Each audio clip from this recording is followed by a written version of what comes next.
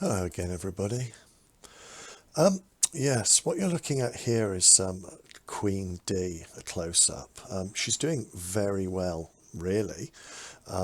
She's on about 15 workers, I think, and there are at least 15 pupa in the nest, plus probably another 15 very large larvae. So we're looking at 30 to 45 workers here.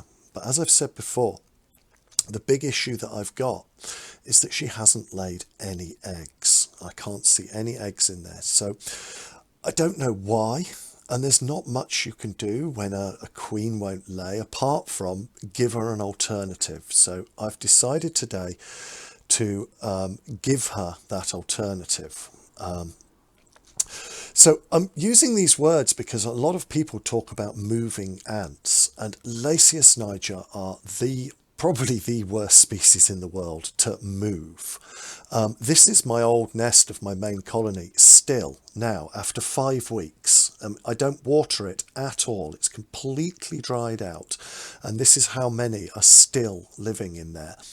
When you're talking about Lasius niger, you need to think about of just giving them options, giving them places to live and letting them live where they want to. You're really going to struggle to ever get Lasius niger to move unless the old nest completely dries out. And this Wakushi nest actually, after 5 weeks, has got a little bit of moisture in it. I mean, here's the main nest. They've mostly moved in. All the brood has moved in. The queen's moved in. I would say about 80% of them now live in the main nest, and probably only about 20% are left in the old nest. So they've moved, but they're just going to continue to hang out in that old nest no matter what. So at the moment, I can't disconnect it. But this is why I say, just why worry? Why worry about where your ants are living? Give them the options, give them where you would like them to live. But if they don't want to live there, don't try and force them. So anyway, I had this little thing, this all-in-one from Wakushi, and what I've done is I've watered it. You can see the gypsum's wet, and connected it up to a test tube connector, and I'm going to offer this to Queen D and see, if she wants to move out the tube. I don't know if there's mold in there or something. I don't like the red cover because it covers over the outworld, which sort of defeats the objective. So I made my own out of a little bit of cardboard.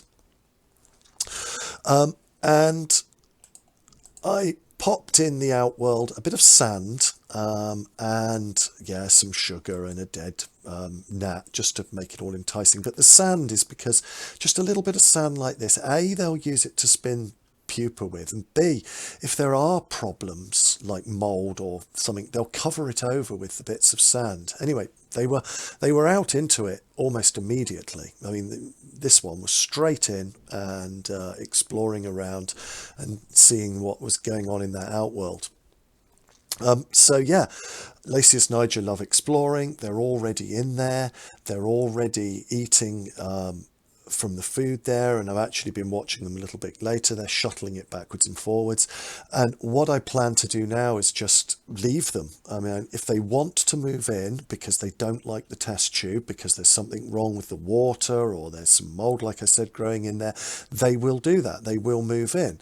If they're not ready to move in, if it's still, too big for them, or they're happy where they are, they'll stay where they are and they'll forage like this into the outworld for food. So it makes actually feeding them slightly easier. But now they've got everything. Like I said, they've got the sand, there's fresh water in there, there's an alternative wet nest for them in there. They've got what they consider to be a proper outworld now that's staying in the light all the time. So everything is sorted for them.